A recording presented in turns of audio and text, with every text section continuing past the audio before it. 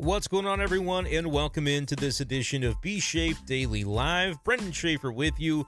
It is Wednesday evening. That's right, Wednesday evening, May 28th, 2025, as the Cardinals win a series over the Baltimore Orioles.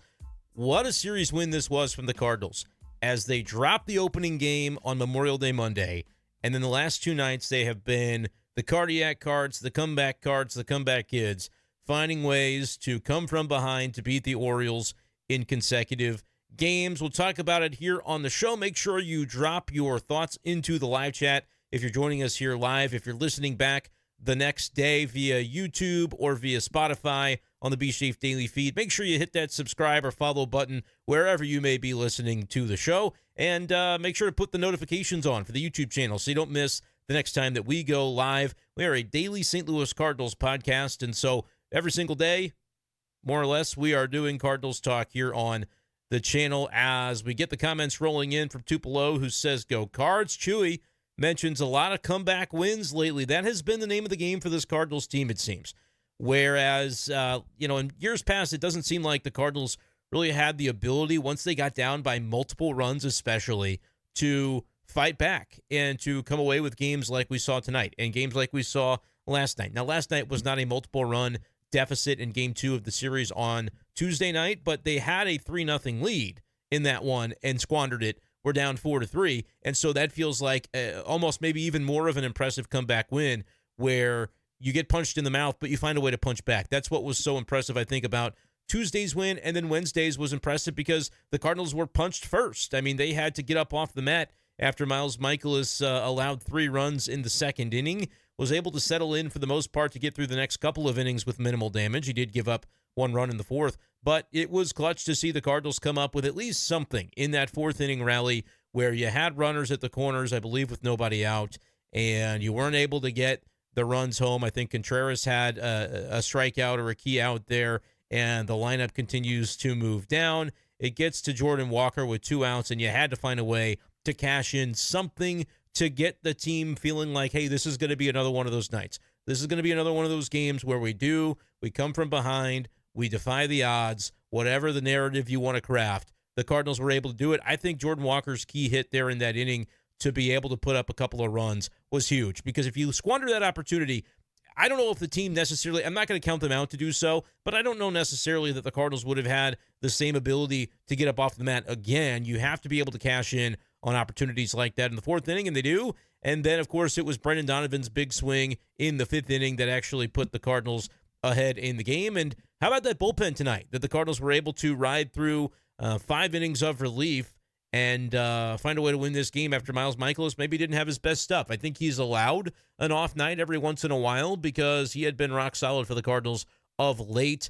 lowering the ERA to 3.51 before this game. So the fact that he was able to get it to that point and then tonight maybe not have his best stuff, but the bullpen comes from a place of, hey, you got the off day on Thursday. Oli Marmol is going to aggressively manage his bullpen tonight as a result of that, which I think made a whole heck of a lot of sense. And that's what you got from the Cardinals tonight, as a whole host of relievers came through in the clutch. I saw some commentary tonight on social about Kyle Leahy maybe not having his best stuff, and I think that's fair. It's very uncharacteristic to see him walk multiple batters as we saw tonight, and was able to work out of that jam, though. That was the key of the situation. And then he also pitched into the following inning but gave up a hit, and that's when they go to John King, and I think that was maybe the best we've seen John King in some time. Phil Maton was on his game as well with a couple of strikeouts and a scoreless appearance. Jojo Romero was good, and then Ryan Helsley, you always have to have a sprinkle of doubt there in the ninth inning, I suppose, but he was able to get the job done and get another save for the Cardinals, his 12th of the season. It was just a really good all-the-way around win, and that's really been the story of things recently for the Cardinals. I'm going to check out the comments here and see what folks are talking about tonight, as Trevor mentions the happy flight to Texas, certainly 4-hour drive to Arlington for C. Ramirez, so I suppose they'll be at the upcoming series. It starts on Friday night. The Cardinals will finally not have to worry when it comes to the idea of rain in the forecast because, of course, the stadium there in Arlington is covered with a roof. And so for once, it seems recently the Cardinals have just been dodging raindrops. They won't have to worry about that. Seth asks this question.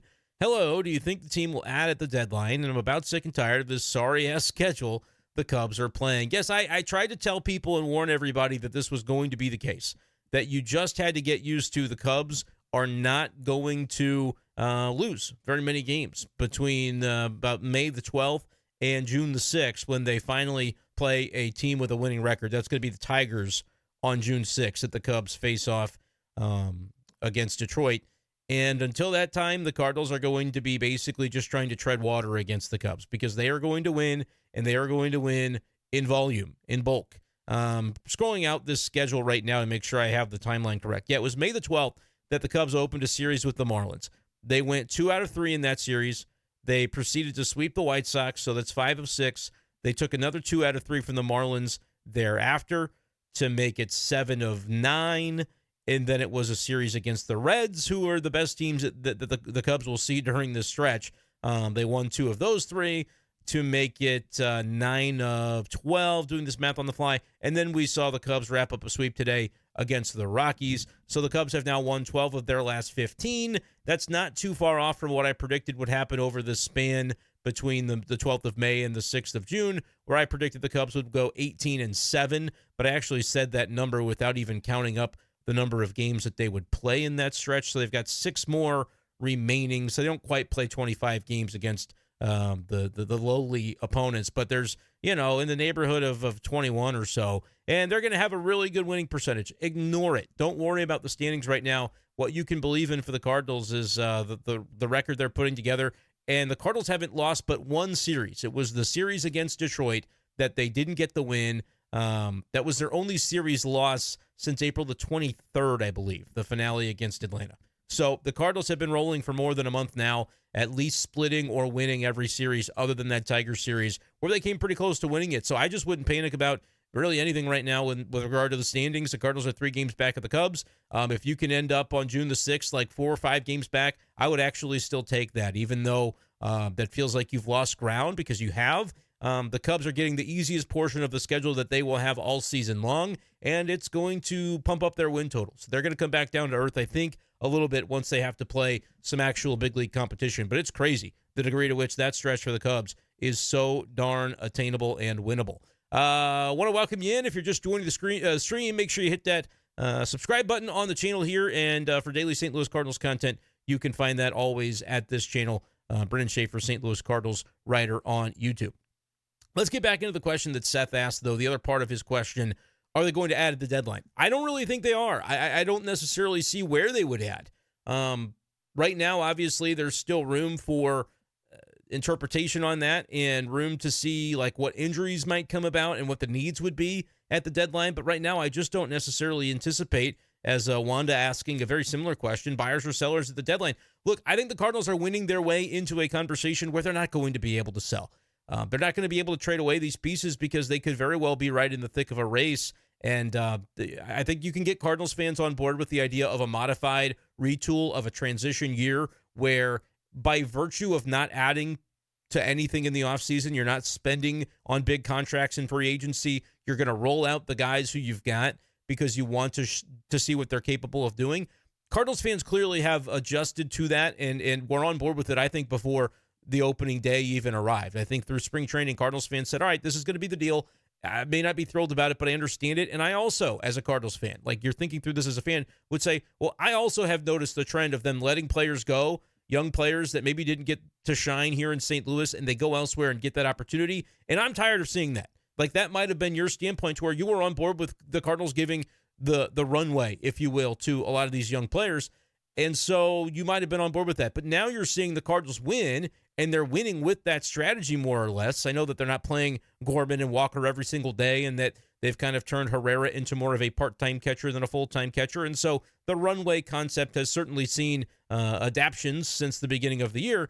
But at the same time, the Cardinals are winning with the process that they were hoping would be successful sooner rather than later in terms of a transition and a retool. They're basically saying, look, the core of talent that we have, we don't need to tear this thing down to the studs. Because we're showing you right now with what we had, basically not trying to prioritize building of the roster in the offseason at all. We're rolling out there and winning games. So with the Cardinals able to do that and they're competing and contending, I just don't think it would be something you can sell to the fan base of, hey, you were patient for multiple years through a process. You were willing to undergo a bit of a retool and a transition with us, and the fans are starting to file back into the ballpark. I'm telling you, as I've said all along, when the Cardinals return next week, I think it's the Royals and the Dodgers coming to town, that will be a Busch Stadium that looks different than it's looked all year. The fans will be there. I have a lot of confidence in that. It's premier opponents. It's hopefully better weather because you're into the month of June. It's the state of the way that the team has been playing as one of the hottest clubs in baseball. I think you're going to get Cardinals fans back to the ballpark, no doubt about it, and we're going to see it during that homestand. So all of this being considered, to the question that Wanda asks and the one from Seth as well, I don't think they can sell, and that might mean holding on to Ryan Helsley, and that might mean offering him a qualifying offer at the end of the season and being comfortable if he does accept it, but kind of banking on the idea that he won't because he's chasing an Edwin Diaz or a Josh Hader caliber contract, which is in the neighborhood of, upwards of $90 million potentially if he can get a fifth year at his age. I do think it's a plausibility if Helsley can finish the season healthy. So they're maybe going to have to adapt what they thought the trade deadline was going to look like, but that is for the better. Believe me, I think the St. Louis Cardinals, from ownership on down, are going to be comfortable with the idea that, hey, we're winning too much, so we can't sell like we figured we might have to. Because the sell was honestly going to be very limited in scope. It was going to be Ryan Helsley. It was going to be Eric Fetty, and anything else you could get for the short-term contracts. Maybe they signed Maton thinking they could flip him at the deadline if they weren't as competitive as they hoped to be. And they had to prepare to not be competitive because they didn't sign anybody in the offseason. They didn't make any notable trades. They just kind of ran it back with lesser players, lesser proven players, because they weren't bringing back Kyle Gibson. They weren't bringing back Lance Lynn. They weren't bringing back Goldie. And so without those guys, it's not to say that the internal options couldn't outperform those guys. I think what we're seeing right now is that's exactly what's happening. But you couldn't necessarily bank on it. And so with that being the sort of crux and the genesis of where the Cardinals were coming into this season, you sort of had in the back of your head, the trade deadline could look like a sell-off. That is a possibility of what could come to pass. Like, let's all be adults about it and say, yeah, if they're on a pace to win 75 games, maybe they win 70 instead because they sell off a couple of those short-term assets of value. People probably in February were not thinking about Miles Mikolas and Steven Matz being guys on expiring deals with any such trade value come July, but I think those have materialized. Certainly in the case of Matz, and I think you would count Mikolas as well as somebody that there might actually be some value to him, maybe not a lot, and he's got the no trade, so he would have to answer to that as well. And then the conversation, too, of, we didn't trade Arenado in the offseason like we planned, but we can trade him in July if, those opportunities come about. And maybe Sonny Gray, maybe Contreras, maybe you would have gone even further. If the Cardinals were really losing and they said, we got to tear this thing down completely, you start to think about, is this a team that can be fit to win within a couple of years before you're set to lose guys like Nootbaar and Donovan in free agency? I think everything was on the table coming into the year for the way that this could have played out. Right now, we're seeing that there's a lot more talent in this system, and not just the system, but at the major league level already than people might have anticipated. And so as a result of that, you don't really need to change anything. You don't necessarily, you always want to restock the system with prospects, but it doesn't need to be quite the jolt that the Cardinals thought could maybe come at the deadline by trading Ryan Helsley for multiple prospects. You don't necessarily need it. What are the needs of this team at the deadline if it's a buyer? Offensively, I don't think you have a single need. As long as the team stays healthy as it's constructed, I don't think you have a situation where you're going out and trading for somebody that's going to fill an everyday lineup spot. It's quite the opposite right now. The Cardinals have 11 guys on a daily basis that they're trying to prioritize playing time for. Basically, if you're wondering who the 11 are, there's 13 position players on the roster. Pozo and Barrero are not part of the 11. All the other 11 are, and those are guys that they want to see playing as often as possible in variations of that truth. They're going to be strategic. Tonight it was a lefty on the mound, Cade Povich. They didn't put Gorman in the lineup. They didn't put Burleson in the lineup. And there was an opportunity maybe in the middle of that game where folks would have liked to have seen Oliver Marmol pinch hit Burleson after Cade Povich went out of the game for Pedro Pages in a key spot. And he didn't do it because, as Oliver Marmol continues to show you and as the Cardinals continue to show you, Pedro Pages is not only their starter, but he is their finisher behind the plate.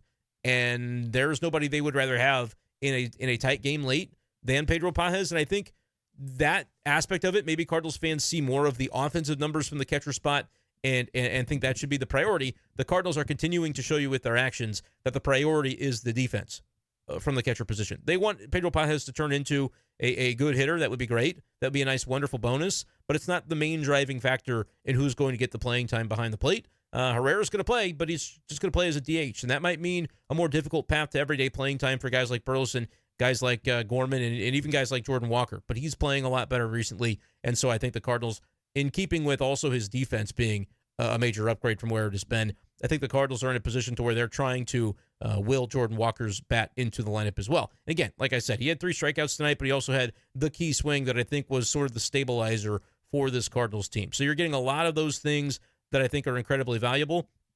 I can't see them going out and trading for a bat because I don't really think they need one. Barring injuries, you're going to continue to play the guys that you're playing right now because there's more than 9 of those on a nightly basis. And so you're just going to continue to prioritize those. Starting pitching-wise, Michael McGreevy, I don't know if I can play the sounder for Down on the Farm. I might need to figure out on StreamYard a way to add just some little, like we need a little Down on the Farm video, I think is the deal. Because I would be able to just roll that right in there, and that would be great. I don't know if it's something that I can necessarily do on the fly, but I will try for the next stream to have that. My point was Michael McGreevy pitching really well. He had 6 innings of 1-run baseball, I believe it was tonight, with 9 strikeouts. And so you're talking about a rotation that has 5 guys that they feel pretty good about. I know that Michaelis and Palante are more like a 4 and a 5, but they're performing as a 4 and a 5 in what a contending rotation would be. So this is a contending rotation as I see it. And if and when you should have an injury, because it's bound to happen eventually, Michael McGreevy is a guy that you're very excited to put into that spot. Now, another injury should happen, then maybe you're talking about trying to buy some starting pitching. But I don't think the Cardinals are necessarily in a situation, unless they really do overtake the Cubs, and then you can start to think about the way that they would line up against teams like the Dodgers and the Padres and the Phillies and the Mets in the actual MLB postseason. I don't necessarily think the Cardinals are thinking about buying their way to bolster, because they largely have a roster that fits together pretty well. You could always afford to buy another reliever, but I also think we're seeing a bullpen right now that is pretty productive. So that's my long answer to question from Seth and Wanda about the Cardinals at the deadline. I think they'll more or less hold if the trends continue the way that they're continuing right now, with the Cardinals on a pace for better than 90 wins. They're on a pace where I would expect this team to be playoff bound with the way that they are performing right now. I guess I should take a look at the standings to see where they would be. I still think they are just on the outside, or no. They would have overtaken the Giants as of this moment, a game ahead of the Giants. They'd be a half game or so, maybe just percentage points behind the Padres for 1 wild card spot, behind the Mets for another, but the Cardinals would be the 3rd wild card as of this moment. So certainly this is a team that I think is worth investing in. I just don't know the way that would come. How would that materialize with a front office that's basically in transition toward the future? Now, if you're Mozeliak, you're like, shoot, I don't care what happens after this. I'm going to try to win now. You could take that approach. I think you would do that with some caution, though. I think you would say if there's a really meaningful way to add, we could do that. We could explore that as the Cardinals. But we've got to find payoff if we're doing it. If we're trading from the future to invest in the now, it's certainly a gamble because we know that the National League is pretty loaded. And so your advance rate in the playoffs, what's that going to look like, is maybe a difficult proposition. But I would also look at this Cardinals team and say they've got the knack 1 through 9 to be able to go up against the pitchers on the other side and get to these guys. You know, what has impressed me the most about the way that they're winning these games recently is they might not get to a starter in the first few innings, but by the time that they get to the middle innings against him, they're wearing that guy down and finding a way to break through. And then they're chasing him from the game the way that they did tonight against Povich. Cardinals struck out 16 times in the game. Struck out a bunch against Povich 9 times. Struck out a bunch against the bullpen, which included Matt Bowman and Andrew Kittredge, the former Cardinals party tonight. And then Sir Anthony Dominguez was really good out of their bullpen tonight. That's the kind of guy that I would love to trade for at the deadline if you're talking about a bullpen arm on the cheap, because he's got a 5.3 ERA, but we know the stuff is really good, and he's got some postseason experience. So that's an interesting name I think would be to monitor. But the Cardinals struck out a bunch, and yet they found a way to get to Povich eventually with the big-time swings. Brenden Donovan's swing left on left was incredibly impressive. What the top of that order has done, Nootbaar, Masyn, Winn, and Brenden Donovan have been just jump-starting this thing. And now we're seeing other guys like Wilson Contreras, Victor Scott II, in a little bit of a downturn offensively. And yet, you hardly even really notice it, because usually 6 or 7 guys in a given night are going to be producing and coming up with key swings, and that's exactly what you have right now, where you can carry a couple of guys that are kind of struggling and trying to find themselves. Because next week, it'll be 2 different guys that are maybe in a bit of a downturn, and Contreras will be carrying you again. I think that's the belief around this Cardinals team, and it's been able to hold up so far. So I just don't think they can sell. And that's going to maybe be a difficult conversation because you could be leaving prospects on the table in terms of guys like Ryan Helsley. But, hey, you're a contending team that might need those players, and that might just have to be good enough. And I think the Cardinals front office and ownership would be willing to make that adjustment to what they would have previously planned, because it's probably going to mean a boost in attendance, a boost in fan support, and something that allows them to jumpstart this franchise a lot sooner than maybe they had expected. Others still talking about the concept of trading Helsley. Tupelo was not opposed to it. He's good, but seems to make things shaky. That's true, but it's a bottom-line job when you're the closing pitcher, and more often than not, he is at least getting the save. Chewy mentioning that the bullpen has been good recently. Tyler wanting to know the last time the Cardinals were 8 games above 500. That is a pretty good question. I don't know the answer to it, and it would take me too long to look up. So if anybody has that, you can feel free to drop it into the chat. But certainly, it seems like it's been a minute, right, since the Cardinals have really been in this situation. Jordan Walker's batting average slowly creeping up to a respectable number. Yeah, he's been doing some really impressive things, and the run that he is on, I might take a look at that. That's something that I probably could go ahead and find here pretty quickly, at least prior to today. And I know today that he was 1 for 4, so he didn't necessarily raise the batting average there. Let's go ahead and click to start the doubleheader in Philadelphia as where we're going to base all of this off of and see what the run from Walker has been since then. It's about exactly a 2-week span. And, of course, the moment that I need it most, Baseball Reference wants to give me a spinning wheel and not give me the information that I need. But he has raised his number. There it is, a 906 OPS over the past 2 weeks, and that is prior to tonight. So a 344 batting average, has not been taking walks and has still been striking out a fair amount, but the hard hit data is up. The extra base hits are up, and certainly the clutch swings have come up as he's got 11 RBIs over the past couple of weeks. Really good stuff to see from Walker. Very curious to see 2 weeks down the road what that ends up looking like. Henry, I'm going to get to your question now. What do you believe about this team being a contender? People who have bought into this team know that they win this division, at the very least make the wild card. They will make a playoff spot in 2025. 12-25, says Henry, who has been pretty steadfast that he thinks the Cardinals can win the World Series this year.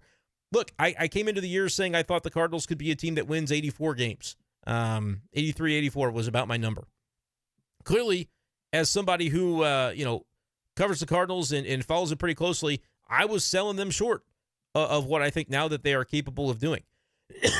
Excuse me, because I believe that the Cardinals are on a pace well above 90 right now. Are they going to get to 90? Maybe, maybe not, but 88, 89, I think is well within range. And heck, they could definitely get to 90. They've had very fortunate luck when it comes to pitching health, and so that's going to be something that they'll need to maintain, I think, to stay on the level that they're at. But I would also make the case that as good as the Cardinals' offense has been, we still haven't really seen everybody rolling at once. And maybe we never will, because that's a hard thing to ask a team to do. But I would also say that, there's still maybe more in the tank for some of these guys offensively. If you ask me, season end, is Contreras a 689 OPS, or is he higher than that? I would say he's going to be above that. Higher or lower on Arenado's 702, I would go above that. Higher or lower on Walker's 583 OPS, I would go above that. Victor Scott II at 694, I might fade that one. Victor might come back down to earth a little bit. It's a tough thing, especially for a young player who has not been through the rigors of a full MLB season just yet, and what that looks like through 162 games. They are running him out there a ton in center field, and for defensive reasons, I think that makes a lot of sense. But it wouldn't shock me if he was maybe still a sub-700 OPS guy for the year, and then next year would make another leap similar to what we have seen from Masyn Winn, where, cup of coffee for Winn, struggled a couple of years ago down the stretch, but it was just about getting him an opportunity. Last year, he kind of understood the rigors of what that MLB season looked like for the first time, saw the numbers dip a little bit at the end, but now in year 3, if you will, we're seeing Masyn Winn up to a 795 OPS. I think Victor could make a similar leap next year, and we could even see that growth from him this season. But he is down to a 694 OPS, but he's your number 9 hitter. I think that's more than something you're happy to live with, given that's close to league average production offensively, and obviously one of the best defensive center fielders. If the Cardinals keep running him out there, he may well win a Gold Glove this year. So he has been pretty good at the handling of the center field position. Bryn believes that it's a 90-win team as constructed. Feeling pretty good about that. Yep, and that's the pace that they're on. They're on a better pace than that, actually. Eric says, I'll take your 4 of 5 having one bad start once every other month. That's pretty good. Yeah, he's talking about Michaelis, talking about Palante. These guys are your back-end rotation guys. Now, granted, you can't say that about everyone because then eventually you would ask, well, who's your top-end guys? And Fetty is sort of, I think, your number 3 in the way that we're aligning the hierarchy right now. And he's had some good with some bad. And maybe he's a little underwhelming as a 3. But gosh, his ERA is 3.9. Michaelis is 3.9. And Palante is around 4.2. Sonny Gray's a higher ERA than what it feels like because he's going to give you the really good starts. And then there have been just a couple of clunkers mixed in that have contributed to maybe some lesser stats there. But he's got a 4.0 ERA, and we're going to see him coming up in Game 2 of that series in Texas. And then tomorrow, Friday, the ace, Matthew Liberatore, right, is going to get his opportunity. So, yeah, he's been fantastic. Liberatore to me right now, and I mentioned as well, as we talked about it on the Sports Hub post game, which you should go check out if you haven't seen it just yet. After you're done with this, you can go watch that one for more Cardinals talk. And we talked about it on the KTGR Big Show this afternoon. I think the Cardinals have a couple of guys that I believe are deserving of being all-stars. It's Brenden Donovan, and it's Matthew Liberatore. Right now, I don't know that there's anybody else that I would predict will be one. Masyn Winn can play his way into that. Tonight, raising his OPS pretty significantly puts him on a good path, and that elite shortstop defense, I think, is another plus in his pocket. And he's also that flair for the dramatic type of player, young player that baseball should want to highlight. I don't know how much that plays into it when the managers and coaching staffs are selecting the players that will be in there, but I would say that Masyn Winn could certainly play himself into an opportunity. But I think Brenden Donovan and Liberatore is maybe the one that nobody would have seen coming, but I think is certainly deserving. Eric mentioning as well that the Cardinals have some legit good catching prospects at AAA and AA. No need to rush and let Pajes keep going unless Crooks at Memphis shows he's ready. Yep, I think that's the way it's going to go. I don't expect that we'll see Jimmy Crooks this year.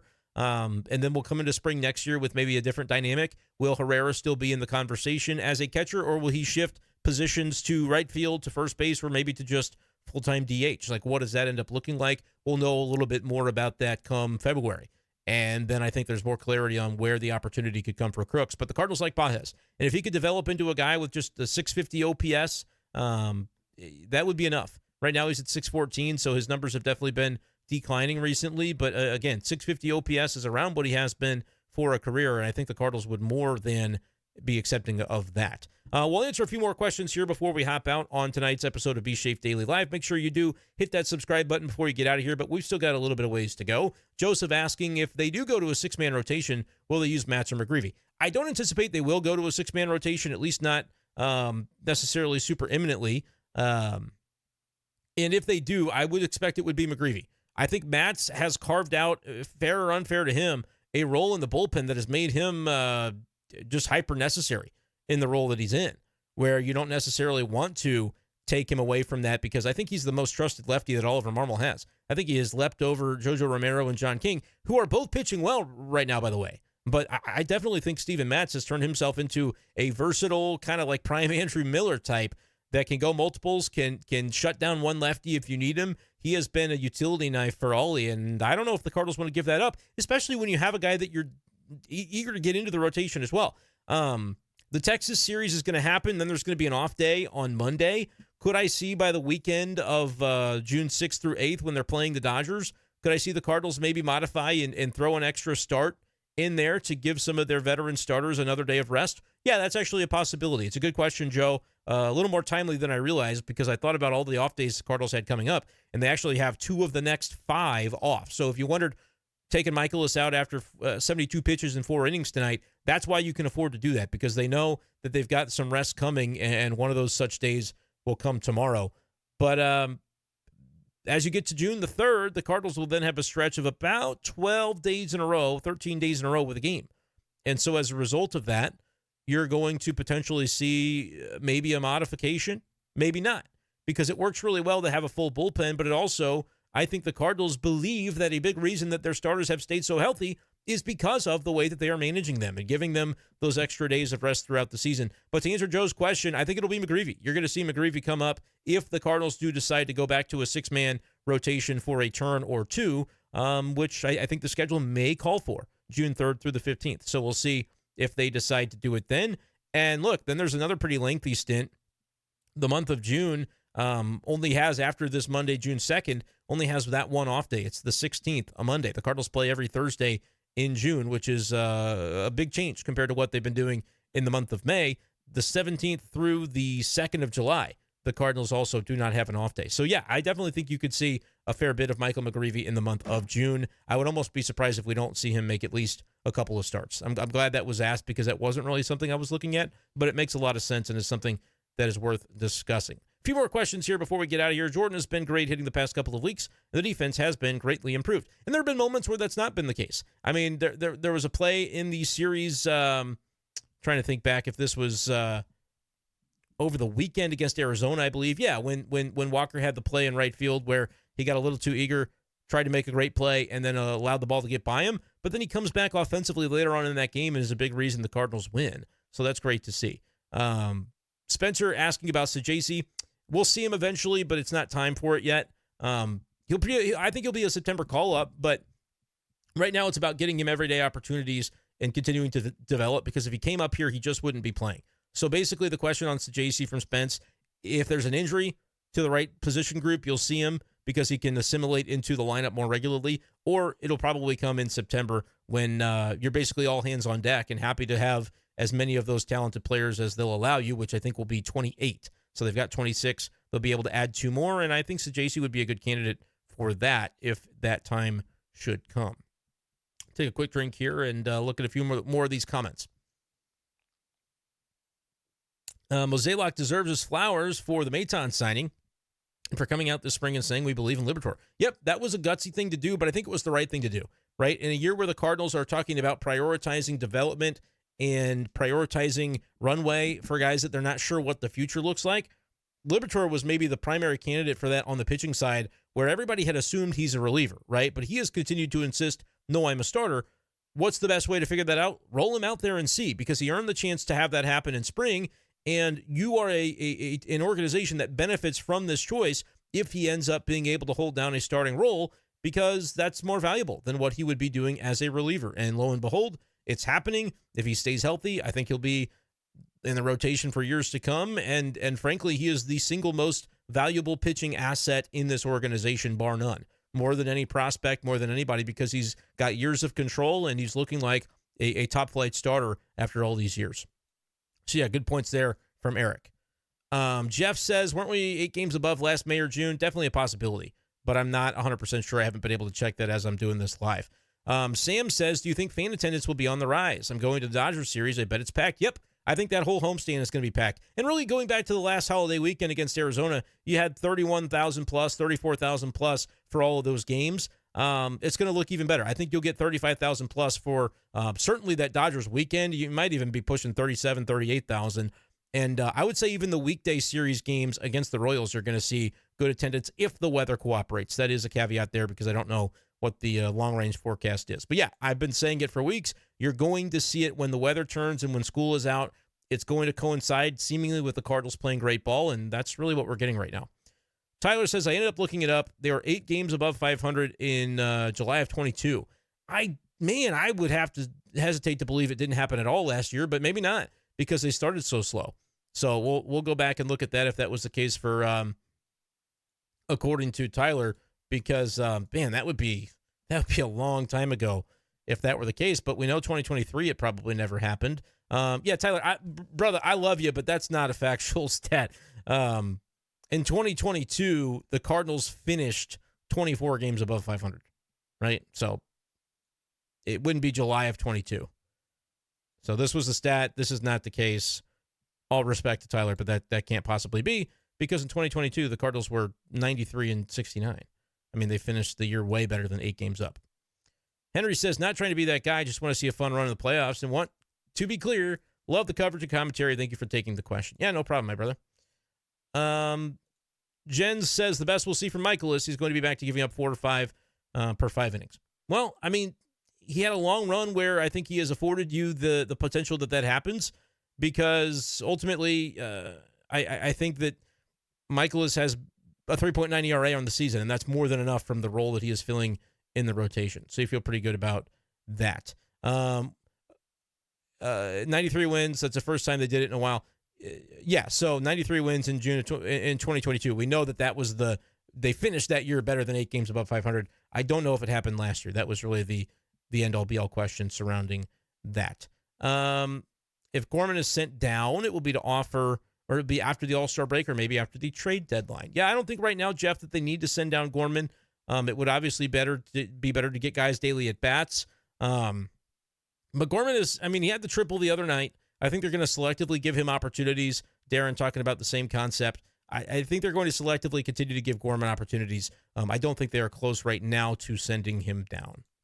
Eric says that Leahy should be a all-star as well, but that's probably picking nits. You know what? I think Leahy would have been on track when the ERA was down close to 1, but now that it's above 2, that's a tough road to hoe for a middle reliever.